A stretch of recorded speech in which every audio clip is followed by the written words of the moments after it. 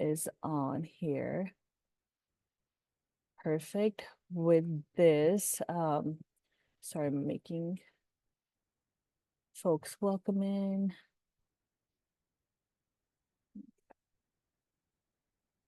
Okay, we're all set. We'll start with introductions. My name is Surbi Singh. I use she, her pronouns, and I'm one of the executive recruiters here with the agency at Oregon Department of Human Services. As I mentioned, we're here for the info session for the Learning and Development Unit Manager position. And I'll pass it to Robert Salinas, who's the hiring manager for this role. Hi all, I'm Robert Salinas. I'm the ODHS HR Operations and Policy Manager. And I'll pass it to Kelly. You can just use your camera. Oh, we'll just say it? Yes. Enough? Okay. I'm Kelly Barber. Welcome, everyone. Thank you for being here. I am the Strategic Engagement Manager in Robert's team and the Operations Unit within Human Resources. So thank you for being here. And Brandy. I'm Brandy Ming, and I'm in the HR operations team as well, and I've worked with Kelly and Robert. Thank you, everyone. With this, we do have an agenda for the info session that we go through that covers the vision for this position, the skills and experiences we're looking for this next learning and development unit manager, what the day-to-day would look like, what makes this role exciting, and overall onboarding training, what would that look like, and the recruitment process. If there are any questions, we'll make sure that we have time at the end, but feel free to put them in the chat as well. And I'll make sure to answer them, or we can ask them at the end in our Q&A session as well. With this, with our introductions done, I would like to, ask Robert and our hiring committee, please talk about this role and what do you see the vision for this position?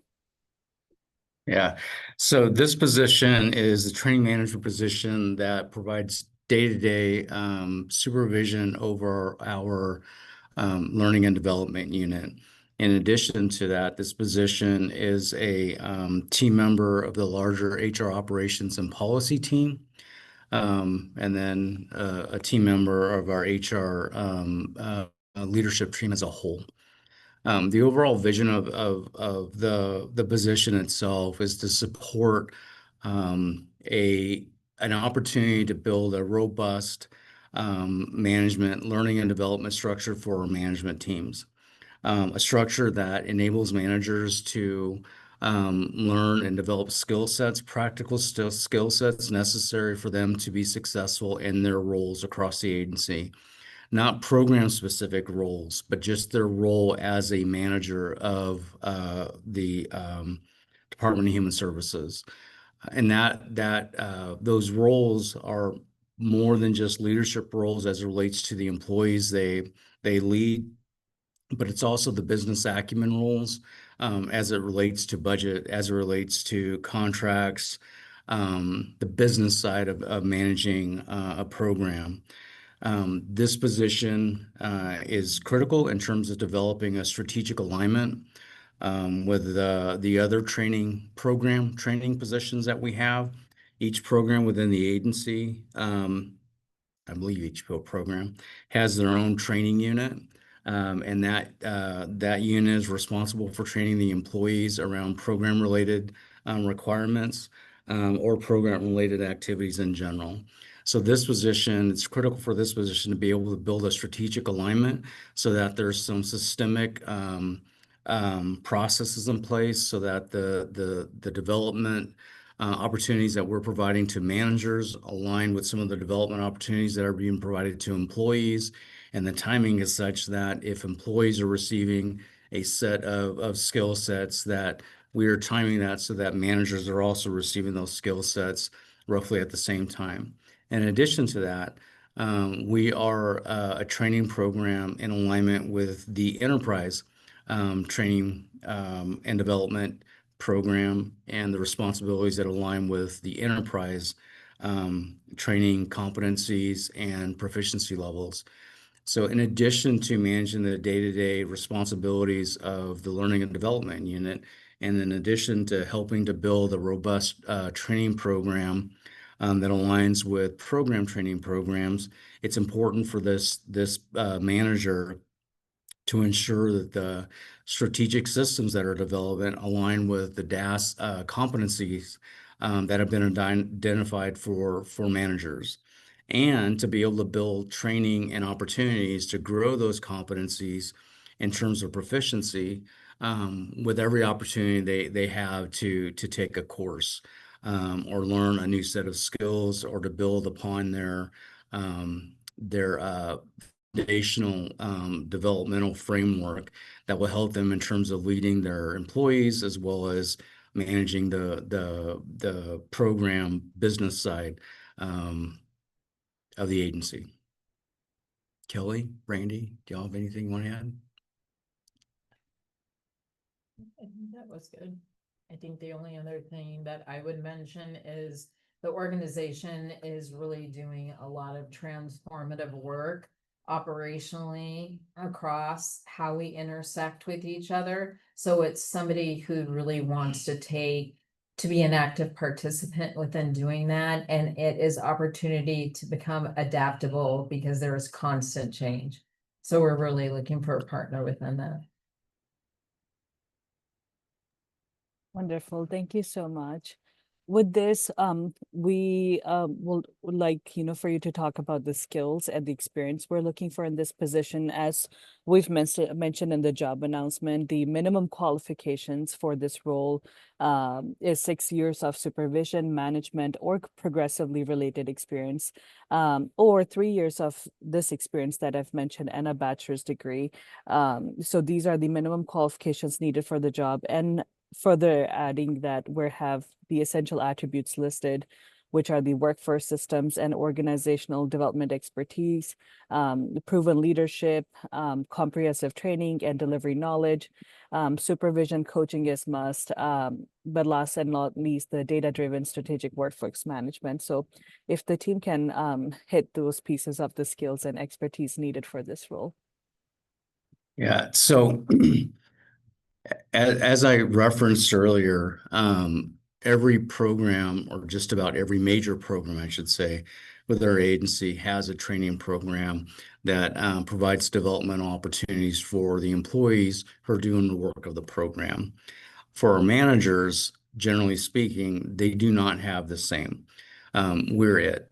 And so we are responsible for training managers in areas of workforce development and workforce culture. And so with that, it's important that the person who ultimately is a successful candidate for this position, it's important that person bring with them an understanding of being a manager, having some skills around leading teams, growing teams, skills around the basics of being a manager outside of leading teams. Like I said earlier, the business side of being a manager. And it's important that that person have a familiarity, if not a direct skill set or experience with program or HR program related work, human resources program related work. We're the training program for the agency as it relates to workforce development. And we're the training program for our human resources team. And so we need to be able to build training that aligns with their competencies, that allows our human resources partners across all of HR to be able to learn and grow as well within their areas of expertise. And so it's important to have a balance of both. What does it mean to be a manager? What are the skill sets necessary to be able to lead a team in the development of the skills and that aptitude to be a manager? And what does it mean to work within HR so that we can build a robust training program for this program as well? Kelly, Randy?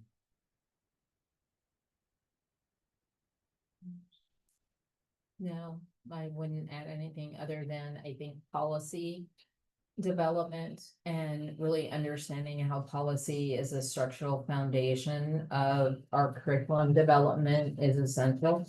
for people to have an understanding associated with that, or just be clear about that, just because, not just because it is training, it's essential for training, but also it helps us to sustain and make necessary equitable decision making. So. And that's a great point because everything we do within HR is rooted at some level with policy.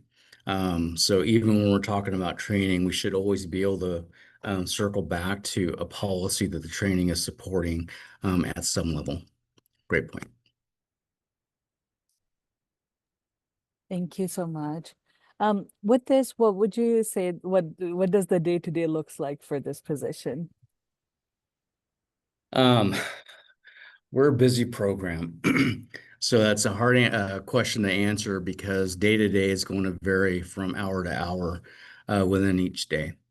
In addition to leading the day-to-day activities for the learning and development unit and all the trainers that are a part of that unit, it's important to have a strong relational foundation with the other training managers across the agency, as well as other training managers outside of the agency across the enterprise.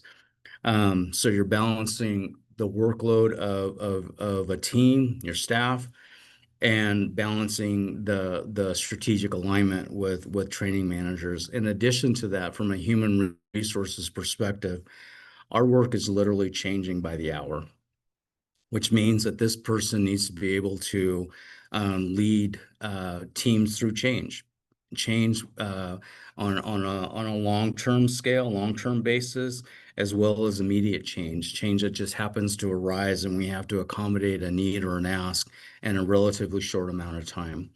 And relatively short amount of time can be anything from just a few days to a couple weeks, or if we're having certain asks of our legislators or the governor's office, and there's some data that we need to provide in terms of supporting the work that's being done within the learning and development unit, that ask can literally be hours. Within 2 to 4 hours, we need X, Y, and Z. We are in addition to all of that, you're managing again, I go back to the needs of our HR program. And so oftentimes we get lost in the immense volume of work that we do in support of the agency, which includes more than just training, but it's helping the agency with organizational development. It's helping the agency with satisfying the governor's expectations and DAS expectations. It's assisting the agency with enterprise or agency-wide initiatives. It's helping to drive some engagement with programs to better understand what their challenges are, what their needs are, and how we can be of service to them. And it's managing, again, like I said earlier, the needs of our HR program. Oftentimes we are looking externally to the program and we forget to manage the same internal needs that our internal HR program has of us. So it's important to be able to maintain a balance between the needs of our agency against the needs of our HR program. And so the day-to-day activities really is like juggling. We have a lot going on and it's constantly changing, and it's not just about the delivery of training, but it's looking for new and more effective and efficient ways of learning or leading growth and development across our agency and within our program. Randy, Kelly. I should have combined the next question as well, because a lot of points that you mentioned, Robert, do answer my next question, which is like, what makes this role exciting? So all the initiatives you mentioned, the work being changed by every hour, the goals to be met, but anything else you would like to add about what makes this, this huge position, of course, there's challenges and initiatives and projects, but what makes it rewarding and exciting too? Yeah, so speaking from my perspective, I've been with the Human Resources Program for roughly 20 years with the Department of Human Services. And one thing I could say, 20 years ago that I can still say is that I'm not bored. I mean, it always feels as if we're in a state of change. It feels as if we're constantly in a position where we're learning and growing and developing and changing our strategies and approach to meet the ever-changing needs of our agency, our program, and the needs of our communities who we provide services to. So there's always an opportunity to learn and grow. So from my perspective, it doesn't get boring. In addition to that, a lot of the initiatives that we do lead are initiatives that are impactful and are helping to facilitate either process improvements across the agency or within programs, or helping to facilitate dire changes that are being led by our agency or across the enterprise. And so being a part of that organizational design and development through that change management, I think is pretty exciting.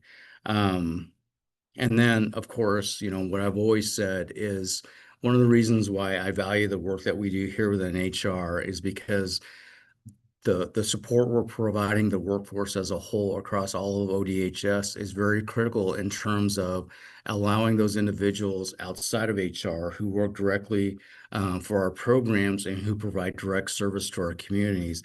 It's allowing them to be more efficient and effective at the critical work that they're doing in support of our communities. So even though we're not out there directly working with those community members, we're providing the resources and the support and the opportunities to our workforce so that they can go do that critical work in support of those communities.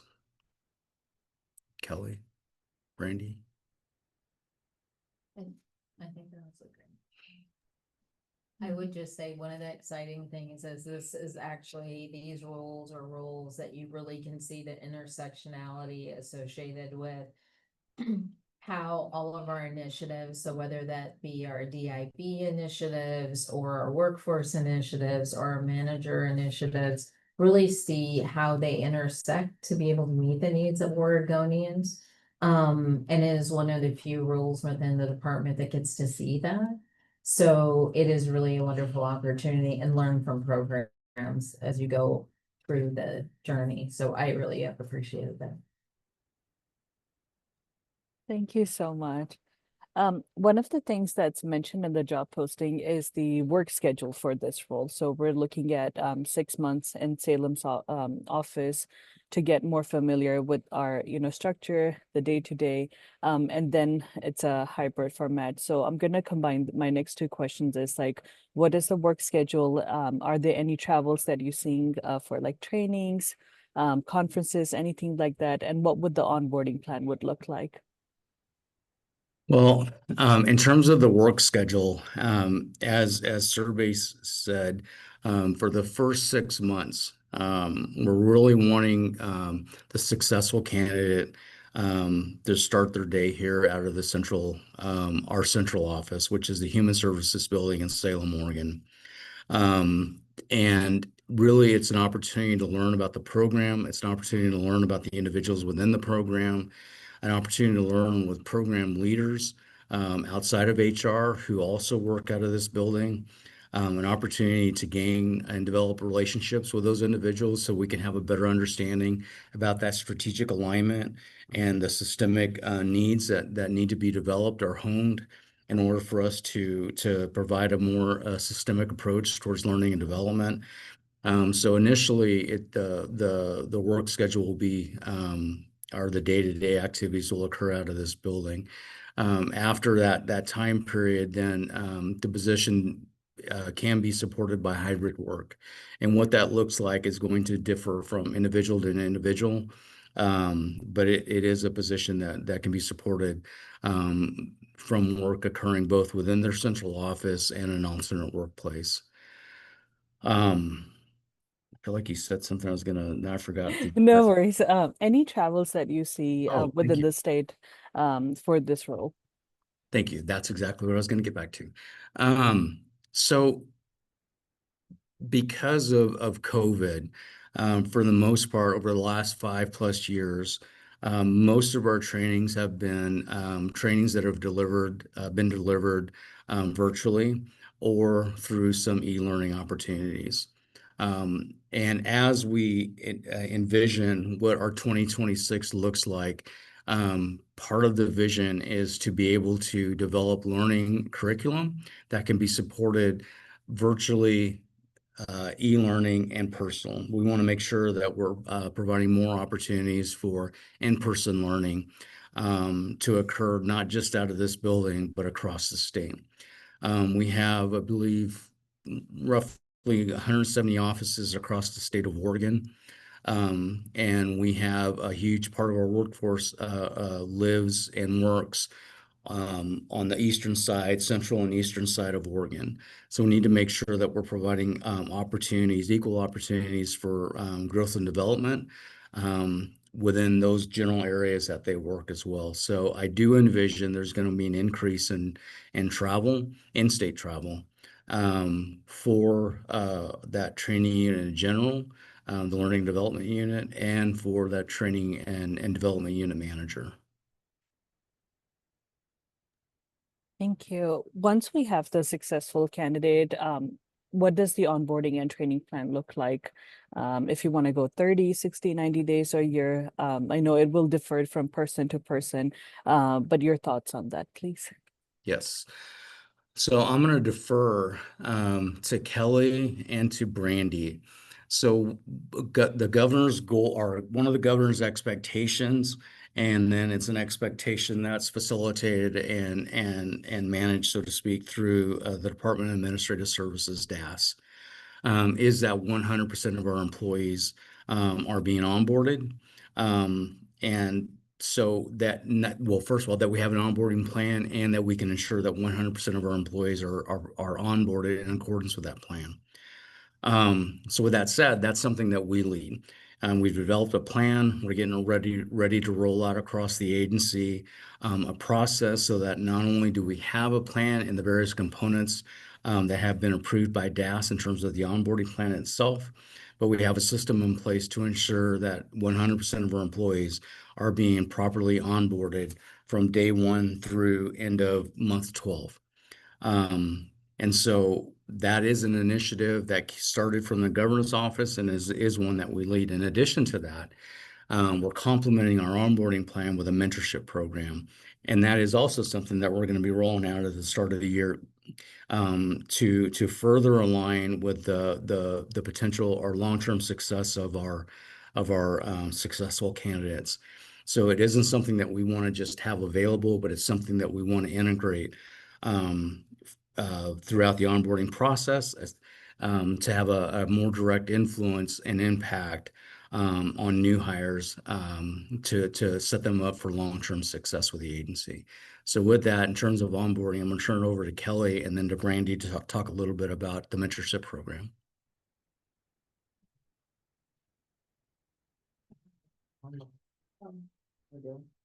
So I can talk a little bit about onboarding, and I'm very fortunate that I have two wonderful people who are onboarding and human resources currently. So each candidate it is meeting with, and this is a consistent across all of the onboarding requirements for our department that Robert just referenced that would be initiated beginning in January of 2026. So it really is setting the foundation and a structure with meeting with our employees consistently that actually intersects with our performance and accountability feedback model. So onboarding for the program is actually a year-long process. Some individuals do 6 months, depending on their onboarding, but the way we've written it out, it actually is a year-long process.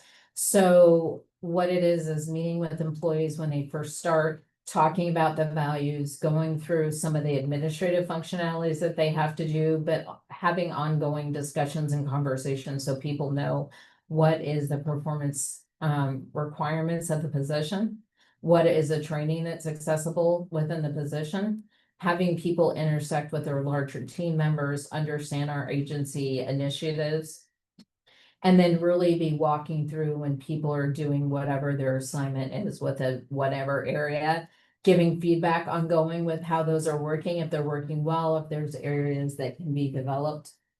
And doing that through the year-long process. So Robert mentioned it's a governor's initiative. This has been out since 2023. The performance and accountability feedback model that managers are responsible to facilitate. We're just kind of augmenting that, starting it from the date and time of hire. It also intersects with our succession planning. So it really is a systemic viewpoint that puts the relational spaces within contextual actions that kind of gives us information about how is this working? Is this working well? Is this not working well? And we're looking for feedback across programs. So I think in the past, probably 4 months, we've met with over, I think, 25 people this time around, just gathering feedback from all of our programs. So we're really trying to make it an inclusive participatory process. But that just gives you a space. And then Brandy can talk about mentorship as an augmentation of that as well. Yeah, so the mentoring program will start typically a couple months into a new hire's position. So for this one, we would pair you up with an experienced manager within ODHS. Then you would work with them for 6 months to identify some goals, either developmental or performance goals that you need to learn. And then you would work with them as well as other resources to work on those goals throughout the 6-month program. And then we only require you and the mentor to meet 1 to 2 times a month. But again, there'll be a resource and somebody that knows the agency and the culture and the environment that you're going to be working in, and help lead you through that transition, especially if you're new to the agency or newer.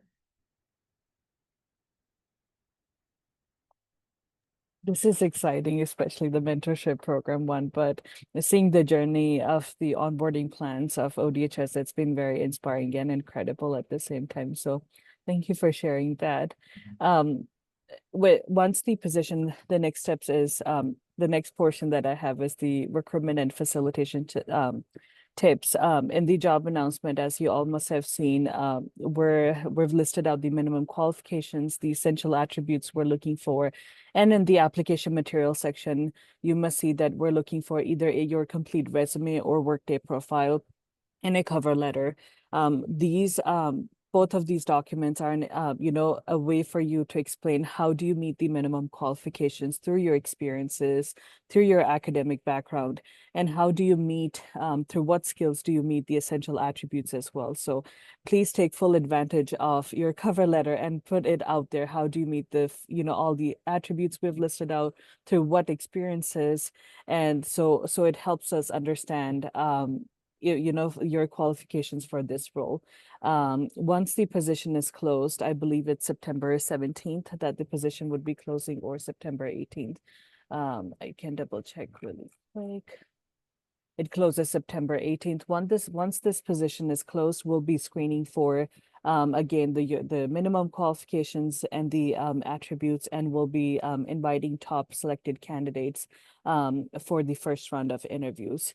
So this would be, and from then onwards, we'll have interviews onwards. But if anybody has any difficulties uploading their attachments or application link or anything like that, I will put my phone number, email in the contact here, and we can take it from that onwards. But again, I want to emphasize very clearly, like, we're asking for a cover letter. Again, the reason is for you to tell us how do you meet all of your, the qualifications we're asking, and the attributes we're looking for in this role. How do you meet those through your experiences and your background? With this, we can open it up for questions. You can either raise your hand or put it in the chat, and happy to delegate those questions then.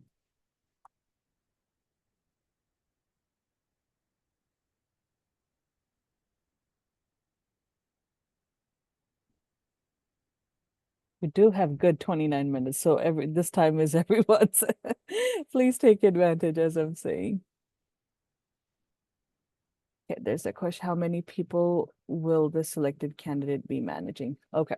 How many team members this person will be supervising, I guess. It's okay. I think I can remember. I believe there's 11 direct reports. In addition to that, and something I meant to share earlier is the human resources operation and policy team, which is operations. So it's just a broad category for basically the way I joke around about it. If you don't know where else to put it, we stick it in operations. But it's where we're managing the operational needs and initiatives of the agency and our program. But the operations team, our policy team, our training team, also includes other programs that we're trying to build. We have strategic initiatives, like I shared earlier, that we lead either because they're initiatives that come to us from the governor's office, from DAS, the Department of Administrative Services. And I make assumptions that everybody knows who DAS is, but let me just share real quick. If you don't, DAS is our overarching administrative agency that provides governance to all state agencies. So they would be our corporate office, and we're wholly owned subsidiaries of, so to speak. But those initiatives could come from DAS, they could come from the governor's office, or they could be internal initiatives as well. In addition to that, we have a program that we're trying to stand up, which is a consultation program. And that consultation program is a program that's in alignment with our director, our HR director, our agency directors.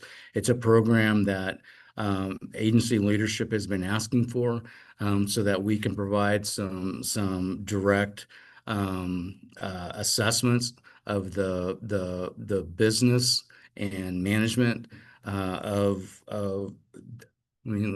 so that we can provide an assessment of the management teams within our agency, how they're managing the business side of being a manager, business side of their collective areas of responsibility, and then helping to identify some opportunities for growth and development from the leadership side. This also will provide us an opportunity to get ahead of some issues before they become big problems.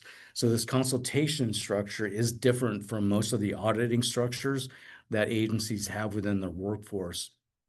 This is really trying to do exactly what I said earlier, which is to get in front of some challenges before they become full-fledged problems that could potentially lead to employment liability, litigation, investigations, and whatnot. So that is another opportunity. The reason I'm bringing that is because collectively our HR operations team is a small team.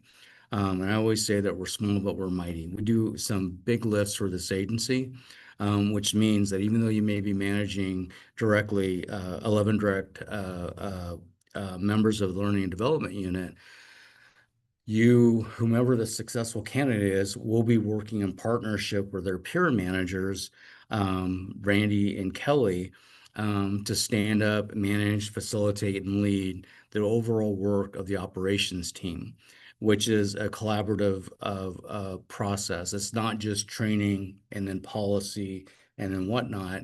We work collaboratively to make sure that whatever we stand up and whatever we're leading it, we're building systemic processes that require every one of our units and every one of our areas of responsibilities to fully stand that up in alignment, strategic alignment with the agency.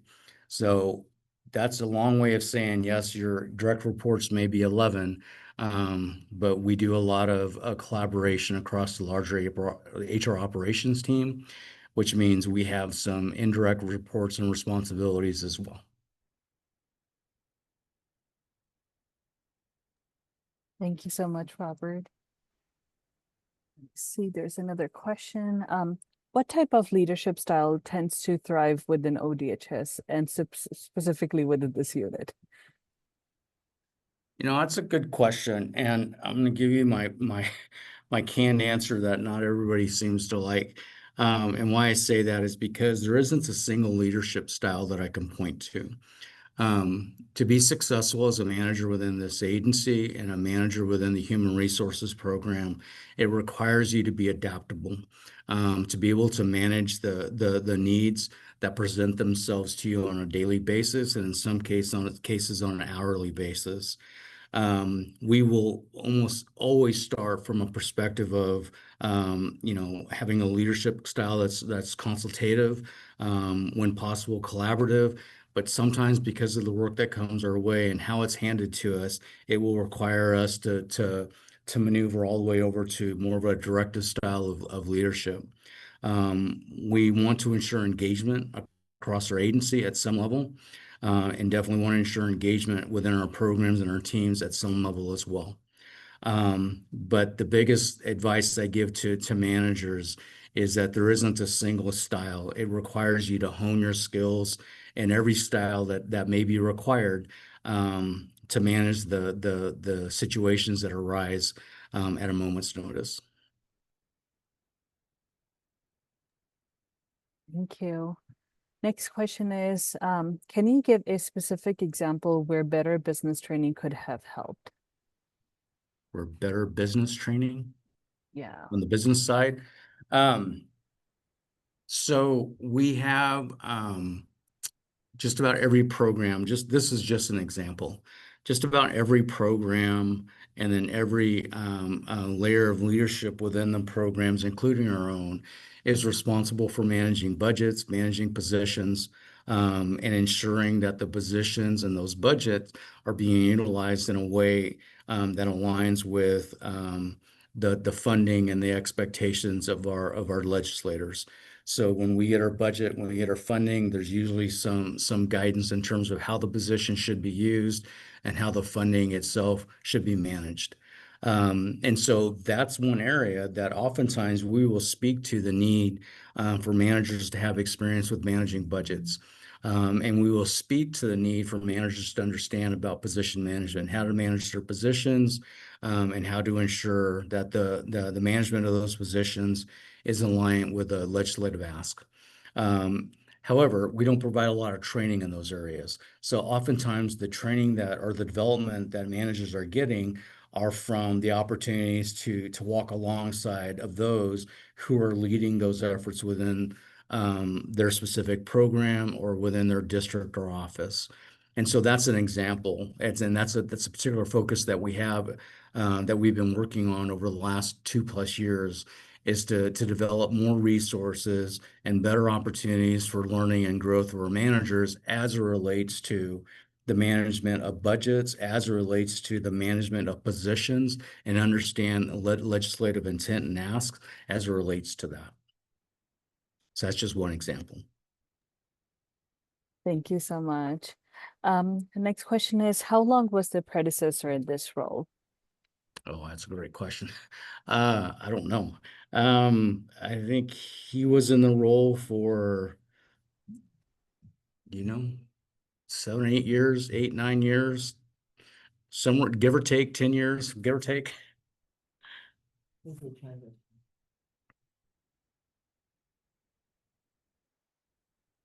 I'm on mute, sorry. What have been the bigger challenges in delivering effective training, and how can this role help to overcome those challenges? Yeah, so as I shared earlier, one of the things that we really need to do moving forward is we need to build a robust system that will train managers on the practical skills needed to be successful in leading teams and managing some of their business processes. That is difficult with an agency as large as we are. We have almost 11,500 employees, and we have almost 1,100 managers.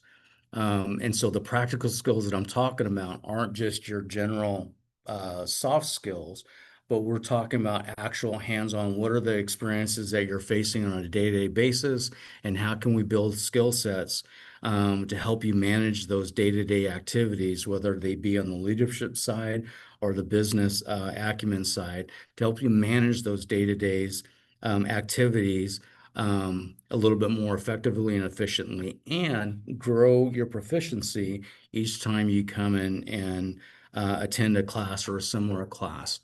So the challenge with that is understanding those day-to-day activities.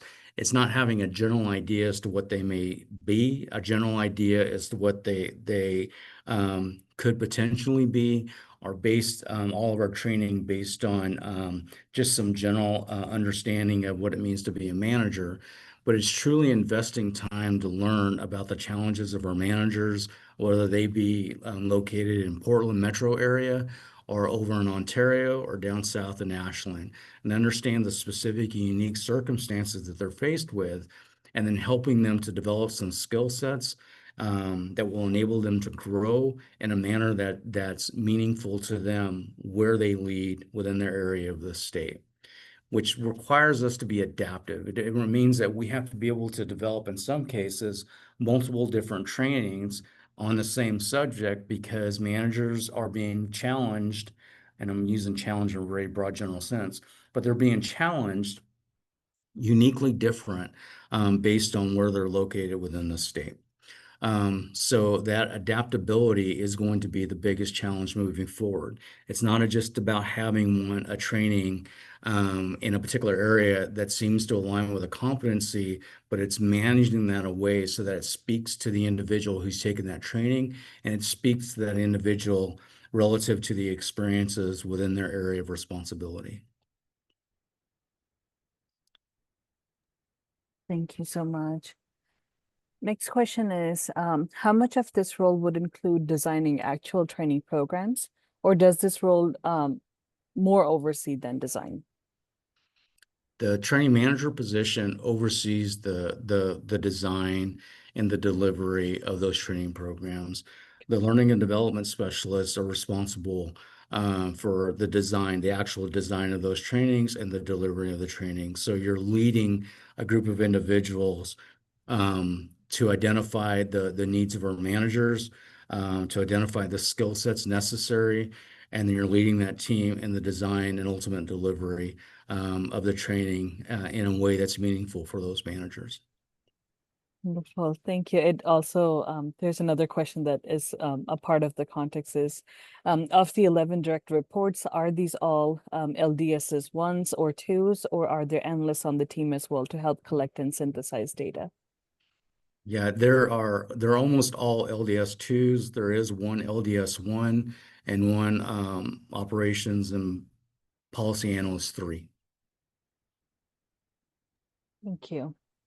Other question that I see is, you have mentioned a lot of initiatives today. What would be the top priority for the team and myself in managing that team in the first year for this selected candidate? Yeah, so the top priority is developing that robust system that I'm referring to. This training program has a lot of attention on it from our director's office. They really want to see this training program grow in terms of the offerings. How are we supporting our managers? What type of trainings are we developing? How are we ensuring that those trainings are satisfying the competencies at a basic level in terms of the competencies that have been adopted across the enterprise? How are we assessing whether or not every course of similar in nature is increasing the proficiency? So what are the tools we're using to assess that? How are we engaging our management team so that we're aware of their challenges so that we can build and design training programs and present some developmental opportunities to meet them in terms of where they're at and to satisfy those needs. And then most importantly, at least I say most importantly, because I tend to call myself a policy nerd, so this is important for me. I want to be able to evaluate the transfer of knowledge from the classroom to their workforce setting. So how are we evaluating how those skills are being utilized once they leave their classroom, and how do we assess the effectiveness of our training, not in the classroom or whether or not they were appreciative of the training that was delivered, but how are we evaluating the effectiveness of that training once they go back and apply the skills that we've taught them, so that we can from that we can learn and grow and then redesign and redevelop where necessary. Thank you so much, Robert. Participants, any other questions? Any details we can provide more about this role?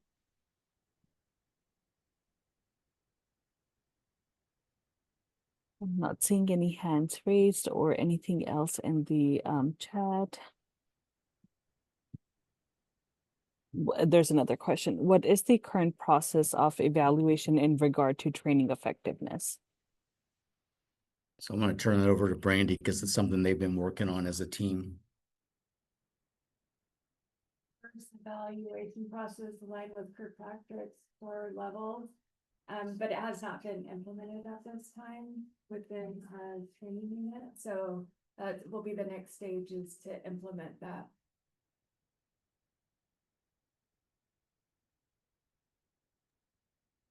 Your voice was a little low for me, Brandy. I want to make sure that was captured. Correct. Oh, sorry. We did design a training evaluation methodology based on Kirkpatrick's 4 levels of evaluation. We just have not implemented that within our program yet, but it's something that we're working on. Wonderful. Thank you. There's a question about the timing after close. As I mentioned, the position closes on September 18th. It'll be followed by screening the applications we will have received by them for complete application materials, minimum qualifications, and essential attributes. And the created list of top candidates will be invited for first round of interviews, followed by, so we're looking at least 3 with different partners with an internal representatives for interviews, and then the final one. So as soon as the position closes, the screening will begin on the applications received. And as you know, folks who have joined late, the session is being recorded. It'll be shared later with everybody who attended today, and candidates as they apply. So no worries at all.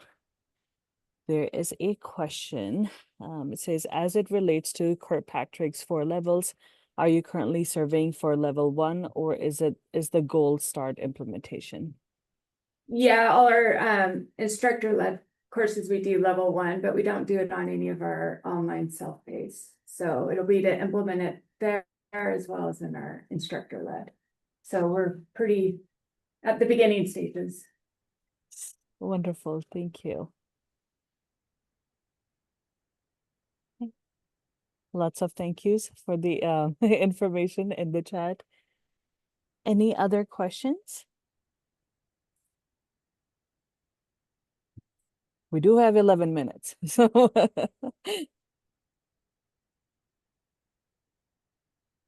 Okay. If there are no additional questions, please feel free to reach out to me. The job posting has both my email and phone number. I'll be more than happy to answer any questions. As I mentioned, the session will be is being recorded. We'll be sending it out along with the position description as well. And as soon as the position is closed, we'll begin the screening process. But I appreciate every single one of you for being here, asking wonderful questions. I see a question here now. Any potential impacts to this unit, personnel or services related to recent budget constraints or future forecasted budget restraints? So at this time, we don't know of any potential impacts to personal or services tied to our budget. There have been none to date that have been shared with us. There's none to date that we anticipate. However, as you know, things seem to be in a state of flux at a variety of different levels. But to date, we have heard of nothing. So we're anticipating that we're moving forward in alignment with our budget that was passed during this last session. And there is no indication that we should think otherwise. Thank you so much. Okay. With this, I'll say goodbye to everyone then. Thank you for being here once again, and thank you, hiring team. Thank you for your time. Bye all.